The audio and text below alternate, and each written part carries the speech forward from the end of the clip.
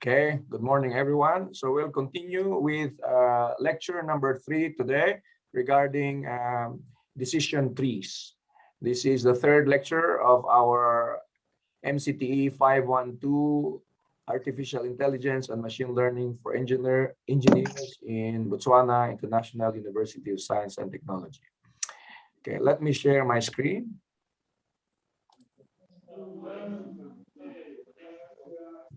Okay, and F5. F5. Okay. So this lecture is about decision trees. And before we proceed, let's recap on what was our previous lecture. Is about polynomial regression. So in that case, in polynomial regression, we want to have a function. We want to approximate a function, f of x, which is the input, excuse me, and your output y is the result of your computation of x.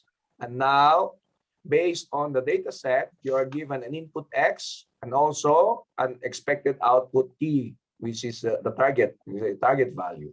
And now we are going to compute the result of the function computation y is equal to f of x against the target value, which is this one target value for a given x. For example, here you have a given x value. For example, this is 0.1. And on the green line, that is on the green curve, that is the function y is equal to f of x. That's the value of our estimation.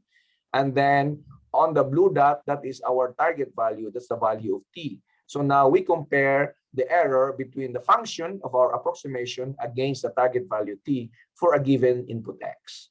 So now that difference, y minus t, the norm of that, is what we call the error. Okay. And then we compute. How do we compute the polynomial? Okay, we compute the polynomial that we use to approximate this set of data set. In terms of this polynomial, we can decide on what degree of the polynomial is, that m can be equal to 1, 0, 1, 2, and so on. Normally, in our examples, we use 2. We use a quadratic function, or sometimes the order is equal to 3. And then in that case, we're using a cubic function, a cubic polynomial. Okay, so now all we need to do then is compute for the gains or the weights W0, W1, W1, and W2 up to W3. Okay, so now by computing the gains, then we know exactly what is our polynomial function. And then given an input x, we can compute the value of y. Okay, so we always look for the optimal value of w's that will be the best fit, the best polynomial fit of the data. So that is, I hope we understand that one already. Now let's continue with the decision tree. So how is the decision tree related to the polynomial function? Well, it is related in terms in the case in terms of finding a function. Okay, there is also a function f given the input. Okay, where in this case here, the output is our decision. Okay, it could be true, false, or no, or yes. Okay, but then there is that function that we are going to approximate given certain inputs. Okay, in all these things that we are doing, that is what we are looking for. That function that will estimate the data set that is given to us, that will help us achieve a certain decision or compute a certain value. In case of the polynomial function, we want to compute a certain value. In case of the decision tree, we want to come out with a decision. But the commonality between the two is that there is a function that we want to know. But in the decision tree, what is that function? The function is a tree. It's a tree function. This is the function. It is not an equation. It's not a polynomial equation, but it is a tree. Okay, so how do we achieve this tree? How do we modify this tree? And how do we know that that tree is the best tree that will give us the approximation? That is what we are going to find out. Okay, so for example, in this case here, there is an example of playing tennis or not. There's a function, a decision tree to say play tennis. Okay, this is very European. Yeah, they want to play tennis. Anyone who plays tennis? Mhm. Please, Wimbledon, like that. Yeah. US Open. No? Watching tennis? No. Okay. Anyway, so I play tennis sometimes. And so now there's only one tennis court in the use there. So anyway, so we play tennis. So the thing is, there is in this case there is an outlook. Okay, there's a property. There are parameters that you are going to consider. The outlook, that means whether it's sunny, overcast, and rain. It's very very European. Yeah, people cannot play if it's it's overcast. Yeah, or it's too sunny. Yeah, I cannot play tennis if it's too sunny. But for us, yeah, it doesn't matter. Even if it's raining, we're playing. Okay, anyway, so it's more fun to play when it's raining. So for humidity, for example, is a high and normal humidity. Yeah. So some people, too high humidity, I cannot play tennis. Yeah, like that. So it's no or yes decision. And for the wind, maybe the wind we can understand. If the wind is too strong, it will disturb the ball. Yeah, and then you cannot hit it properly. It just frustrates you.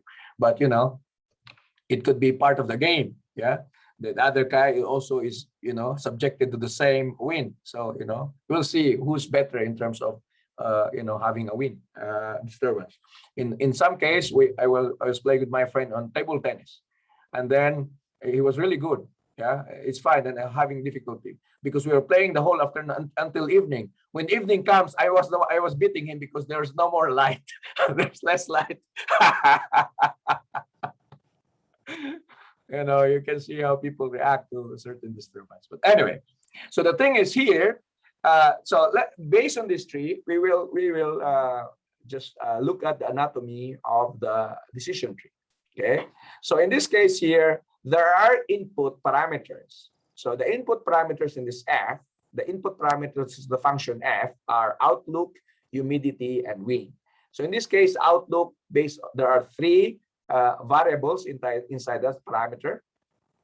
Okay, so sunny, overcast, and rain. Okay, and then for humidity, there are two high and normal, and for wind, there are two strong and weak. Okay, so that is the input to the function, the parameter, and this parameter consists of certain variables.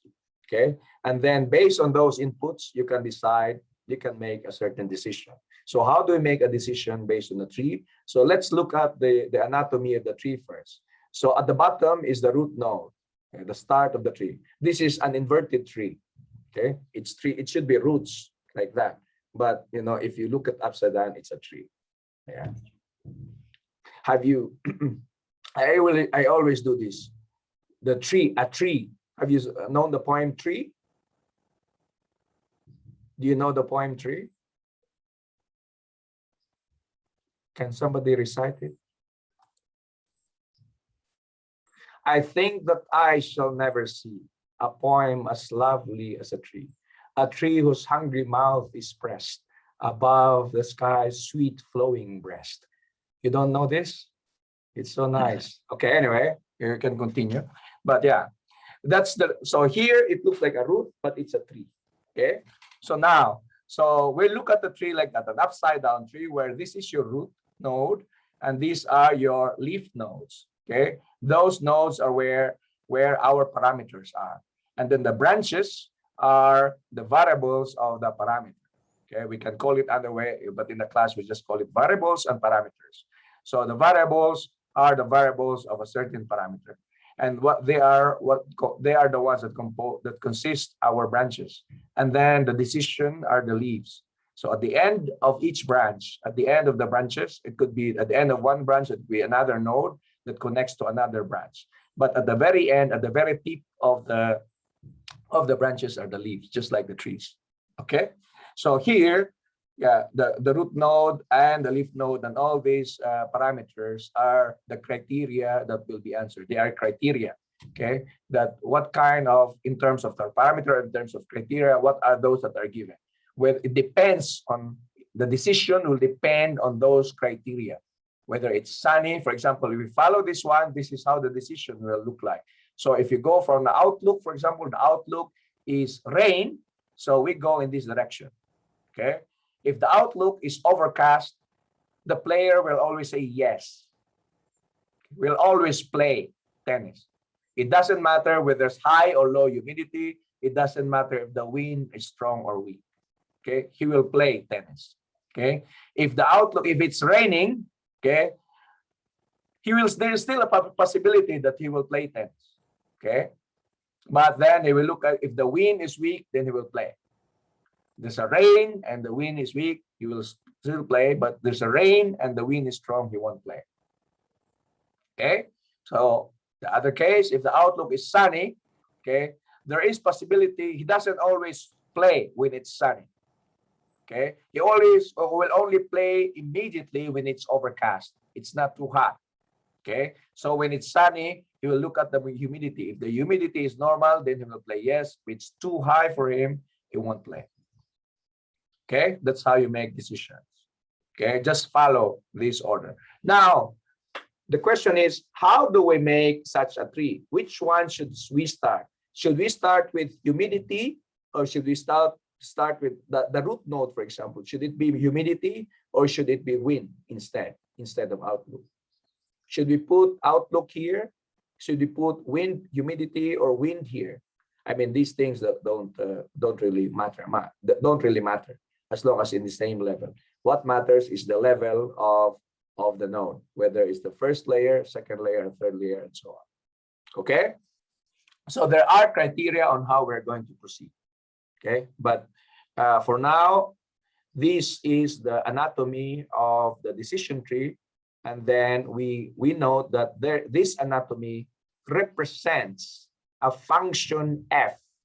Given those input parameters, it will give us a decision of, in this case, yes or no. Okay, is that understood? Any questions? Yes, sir. If that is understood, then we're done. We are finished. The idea of decision tree is finished. Okay, then all we need to do now is decide how to put our parameters and which one connects to which one. That's all. It's easy. Okay, so now that's the path that we are going to look now. How do we connect those parameters? How do we connect those nodes? How do we construct our decision tree based on the data that's given to us? Still based on the data, because that's how we will build our model. Okay, so now what functions can be represented by a decision tree? Okay, it can represent any function with any input attributes. That's what it claims. Okay, but of course it doesn't mean that the performance, sometimes the performance is not good, sometimes it's bad, sometimes it's, you know, what is this, overfitting. Yeah, most of the time, many cases the decision tree comes out with an overfitted solution. Okay, so it can also represent Boolean functions like this: a given input a b, then you have a or b. Okay, Boolean function. Okay, then you or a and b. So this is the decision. Okay, now you can build a decision tree like this based on a Boolean function. So given a, if a is true and b is true, then it's not or, it's an XOR function, exclusive OR function. So if both are true or both are false, it will be false. So both are false, it's false. Both are true, it's false. So if only one is true, then it becomes true. So true but false, A is true but B is false. How come? Yeah, this is true. Yeah, if only one is true, then it becomes true. If A is true and B is false, that's true. If A is false but B is true, then it's true. So exclusive OR. But if it was an OR function, if one is true, if at least one is true, then they are true. So if it was an ordinary OR function, so this part here will all be true, and this is true, but this is false. Only one result that is false. Okay, that's for the Boolean. Any Boolean function, we can build a decision tree. Okay, but it can require exponentially many nodes. Anyway, So here, there's another, this is the much simpler decision tree. We can also make decision trees based on data, okay? Based on data where there is a given parameter of, there are 3 parameters in this case. Cylinders, this is about a car, okay? So if you are given a car, a model of a car, the number of cylinders, and the horsepower, this is about an example of whether there's a good miles per hour, the mileage per hour coverage for a given car. It's always people who drive their car every day, especially in America, for example, or in Europe, they always compute the mileage of that car, whether they can, how much they can earn, they can save, or how much they're willing to spend on transportation. So based on that cylinder, maker, and horsepower, they can determine whether there's a good miles per hour there for a particular car or bad miles per hour. Okay? So let's go to the next example, next slide. So now let's start first with, okay, the Boolean decision tree. Now, many trees can represent the same concept, okay? Exactly the same concept of a Boolean decision tree or decision table that is converted into a decision tree. We can make the same decisions. It can come out with the same decisions, but not all 3 can be the same. For example, in this case here, these 2 trees are the same. Okay, the results are the same. The only difference is that in this case, if you choose your root node to be A, then you have a much simpler decision tree like this. But if you choose your root node to be B, then your decision tree can have one more layer necessary. Okay, in order to implement this A and B, not A and C, then we OR both functions. This is the implementation of this Boolean equation. Okay, we understand? We will understand later how this is built, but which tree do we prefer? Which one do you prefer?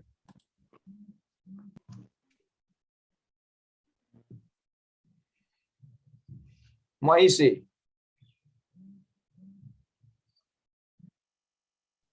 Yes, sir. Which tree do you prefer? I would say I prefer the first one. Why? I think it's simple compared to the second one. Yeah, the first tree is actually, it's not a, it's a bush. Yeah, the other one is a tree. You like bushes more than trees? The first one is a bush. Yes, because it's short.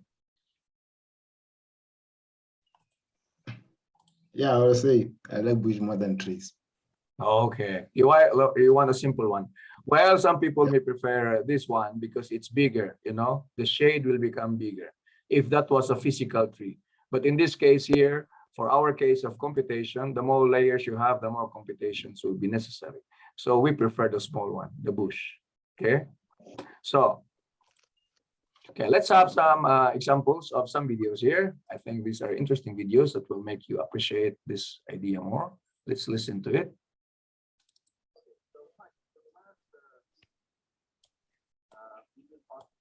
Do you hear him?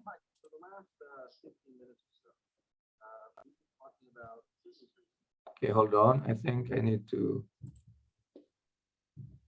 to increase my volume.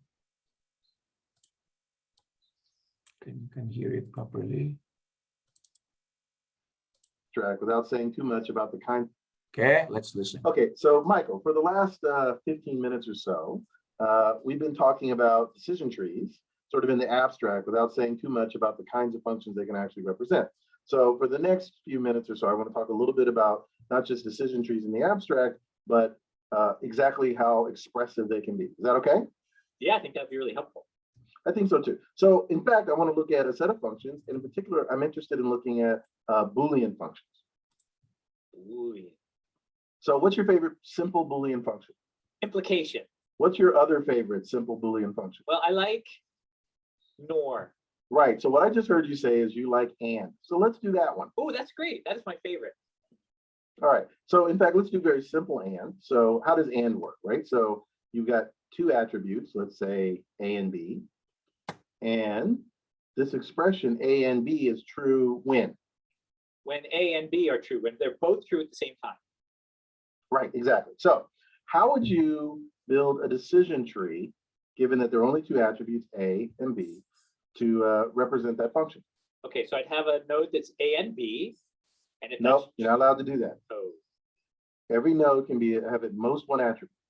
all right, well, let's put A in an attribute. Okay, so here's a little node. Let's call it A. Okay. Now what? And well, I mean, for it to be a node, it needs to have little two branchy things. True and false. Okay. All right. So how about true on the left and false on the right? Sure, as long as you label them. So, all right, so then if A is true, okay, I don't know, but but if A is false, then we know that A and B must be false. Doesn't matter what B is. So we can just put That's leave correct. if they under the F. All right, I like that. Okay. What about when A is true? What is that, an F?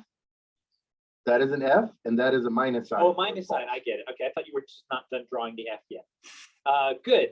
All right, so, oh yeah, the true side, then I don't think we know. So I think we need to split on B also. Okay. So put a little B under there. All right, done. All right, and then true, false, split on B.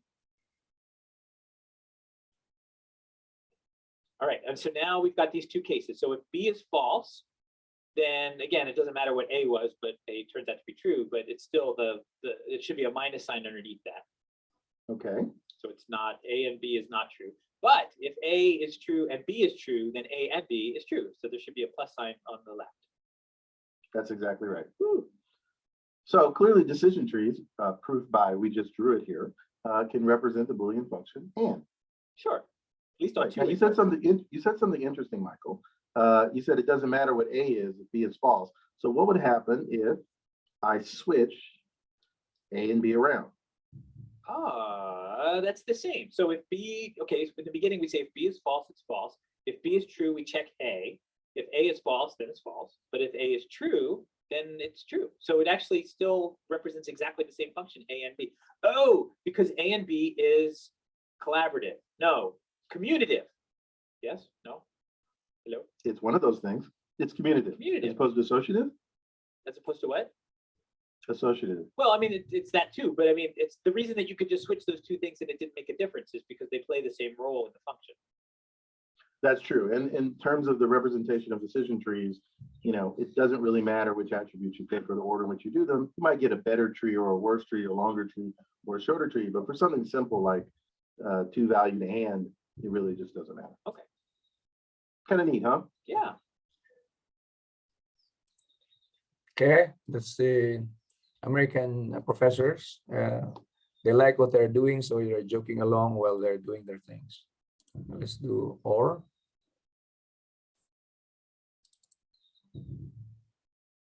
Okay, so we can do A and B. So let's pick another function. What's your other favorite Boolean function of two variables? Well, if we're doing two attributes, you know, or is the other really nice one. I like or. So let's see. Do you think now that we've shown that we can do A and B, could we do A or B? Feel like we could do A or B because there's that nice De Morgan's law relationship between them. But let's just, how about this? Can you erase the tags at the bottom? Like that? Oh yeah, but that's not going to work, is it? So if B and A are both true, so the left branch, then the leaf should be plus. Yes. And if B is true and A is false, then the tag should be plus. Yes. And if B is false, I want to say false, but we don't know because A could be true and A or B is true if either of the two of them are true. Okay, so maybe the mistake here is just trying to use exactly the same thing. So let's just erase it. All right. And start from scratch. So what would you do starting from scratch? I'd split on B again. Okay, True, false, or false, true. True, false. true, false. All right, and now if B is true, we know that A or B is true. So we can put a plus under the left side. Right. But if B is false, then we need to split on A. Okay, And if A is true, then we're golden. We get the or is true. And if A is false, then it is false. Very good. And that represents A or B. That represents the function, the logical function A or B. Yeah. Right. What happens if I swap A and B around? Does it still work? I mean, since they're collaborative or commutative, I want to say it shouldn't make a difference, but let's just double check that. So if A is true, then the output's true. If A is B is true, then the output is true. And if A and B are both false, then the answer is false. Yeah, totally. Excellent. And you know, if I hadn't erased it, you would see that the two trees actually look very, very much alike. They're sort of We just swapped mirror around. each other. Yeah, yeah, exactly. They're mirrors of one another. Okay, one more, just so we're in the mood of watching movies.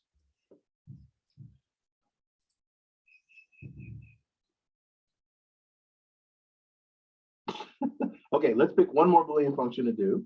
What function am I thinking of? XOR is always good. Let's do XOR. So what does XOR mean? Okay, I have to stop there. XOR is quite a difficult Boolean function. It's the function that proves the first model of the neural network is false. Okay, the neural network that was used before, they run the Boolean function XOR. It cannot make a decision. It makes a wrong decision. Anyway. Remind me. Okay, XOR is exclusive OR, which means it's true if A is true or B is true, but not if they're both true. So it has elements of both OR and in it. Right. And I think of XOR usually when I'm like playing with light switches in my house. If I have a light that's activated by two different light switches, it's usually an XOR function. One is up, the other one's up. But if they're both up, the light goes back off. Right. The other thing, when I XOR is when people say OR. Most of the time when people say OR, when they're talking, they mean XOR. Really? Yeah, so a lot of times people say OR in English, they really mean XOR. They say, well, do you want to go to the movies or do you want to go swimming? Do you want to eat chicken or do you want to eat fish? Really, they're saying either or. I see. You want one or the other, but you and fish or go swimming and the movies. No, those things are not possible. Got it. Okay. All right. So how would you do XOR? We still have our two attributes A and B. OR, because it's a lot like OR. So what would you want to do? Okay, so to do XOR, we can split on A. Okay. And a true branch and a false branch. And what happened with and OR at this point is there is at least one branch where we actually but I don't think that's true right. here. So if A is true, the output might be true or false. It depends on B. And if A is false, the output might be false or true. It depends on B. So that's exactly right. So I guess in both cases, we still have to split on B. Okay. All right. So now it should be doing in the sense that there's a separate leaf for all possible inputs. And so we can just write the XOR function on the bottom. So if A and B are both true, then the output is false because it's exclusive. If A is true and B is false, then it should be true because A is true. If A is false and B is true, then it should be true because B is true. And if A and B are both false, then it should be false. That's right. And by the way, if you were to think about it a little while. Let's stop there. We know we get the idea already. Okay, let's continue. So here is an example of an XOR function. Okay, on how we are going to build a decision tree. So there's a Boolean function of not A and C. So there are inputs. There are three inputs here: A, B, and C. Okay, and we create this Boolean equation. Okay, and that will come out with a certain decision phi. So based on the relationship of A and B and C, and all this, the relationship between the other paired functions, or the other functions with pairing of those inputs, then we come out with decision phi. So all we need to do here, if you're given this equation, all we need to do is come out one by one with these parameters, or these, they call it, what did they call it? In the video, instead of parameters, the properties, or what do they call? Yeah, anyway, so these parameters, and then we we defined the relationship on the final equation. So inputs A, B, C, okay, not A, not C, and then this function of not A and C, this function of B and not C, and this function of A and B, okay?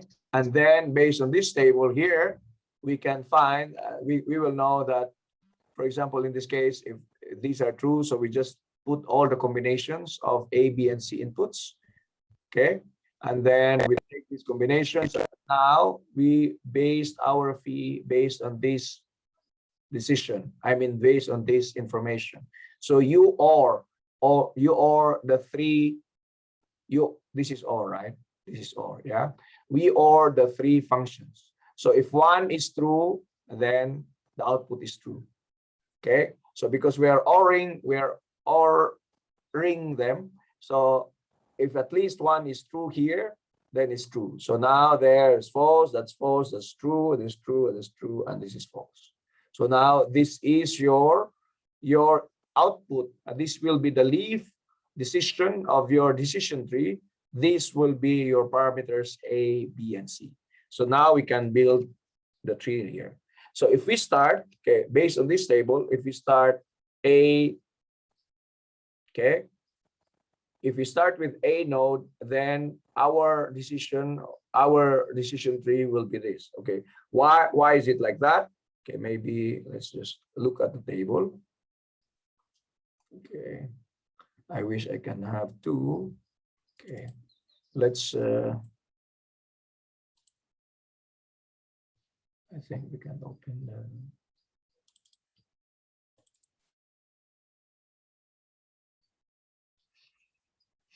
let's open this one so we can look at them.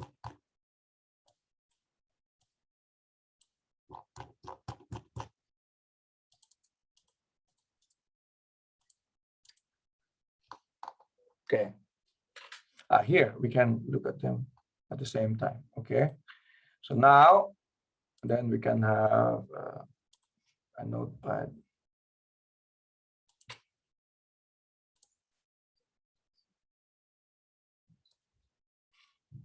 Okay, so this is your table of the parameters, and this is your decision tree. So how do we know that this tree is correct? So you have A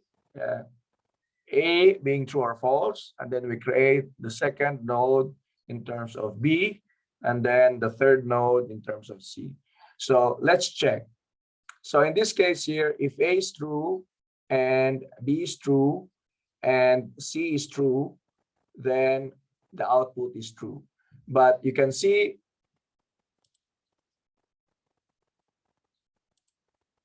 okay,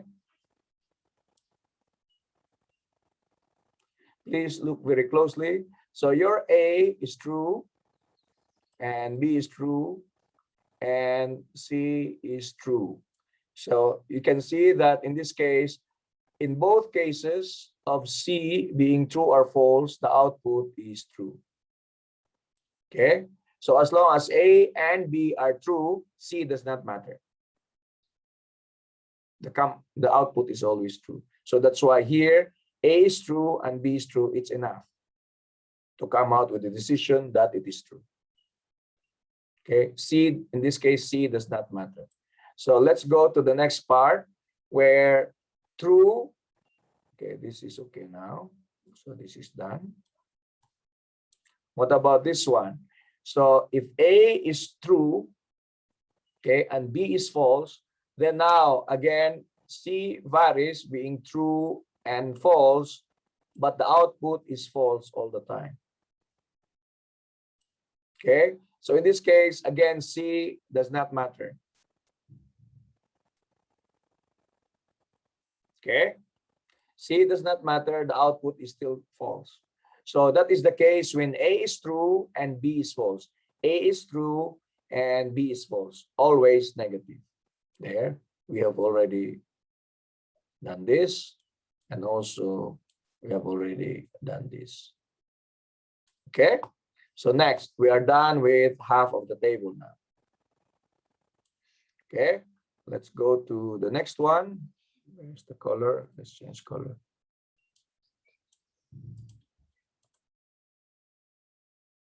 Yeah. Okay. So now let's go. Let's take the case when A is false. A is false and B is true. Okay. It just so happens that here C, in this case C, is true and false again, but then here it's true all the time. So again, C does not matter. Okay. If A is true, if A is false and B is true, there, it's always true. C does not matter. So the last case, A is false and B is false. In both cases, now, in this case here, this is dependent on C. Okay, we could say that if A and B are both false, then now the dependency is on C. So C will be true if C is true. So if both B and C are false, now we need to check on C, because C, if C is false, then the output is false. If C is true, then the output is true. Okay, so this is done and this is done. Finish. Any questions? So that is one tree. Okay, but that tree will change if we change the order of the parameters. Okay, so for example, here we maintain A. Now what if we put C instead of B as the second layer? Okay, so let's clear everything. So we have checked that this one is checked against the table. So this one represents that table. That's fine. So now we can find another tree that represents the same table. Let's see if this tree also represents that table. So we start with A again. So A and true or false, and then the second layer is C. So let's check. So if A, let's see if A is true. So this case here, A is true and C is true. So where is C is true? A is true and C is true. Okay, now, okay, this one is not correct. C is true. I mean, A is true and C is true. A is true and C is true. Another case of A is true and C is true. Okay. Now, in this case here, this is false and this is true. So, you know, so if A is true and C is true, it is not you can still not decide whether it's true or false, because it becomes true or false based on another parameter B. So we need a B there. So in this branch here, C is true, A is true and C is true. We need a third branch, that is the B. So now if B is true, then the output is true. True, this is true. If B is false, the output is false. Okay, so this branch is done. So this is done and that's done. Now, what if A is true and C is false? So A is true and C is false. That's true and false. Okay, the answer is true. Another true and false. The answer is false. Okay, now that means that in this case here, the output are two different things. So we need one more layer. So that means for A is true. So for A, sorry. I'm looking at A is true. Okay. So for A is true and C is false. So here A is true and C is false. This case here. So we need another branch of B. So if B is true, then it becomes true. So B is true. That's true. This part here, you can side with that one. And if it's B is false, now it's dependent on B. So B is false, this one becomes false. Okay, so we're done with this line and that line. Okay, so now if A is false, so A is false, then C, let's check with C. So we're looking at let's change this. A is false and C is true. So this case, okay, A is false and C is true. So in this case, both cases are true. So there's no need for a B. It doesn't matter what B is. So it will always be true. So there's no need for B. So this is done and that's done. So finish. Next, A is false and C is false. So A is false and C is false. A is false and C is false. So this branch, false, false branch.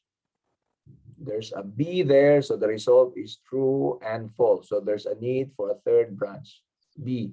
So now, if B is true, the output is true.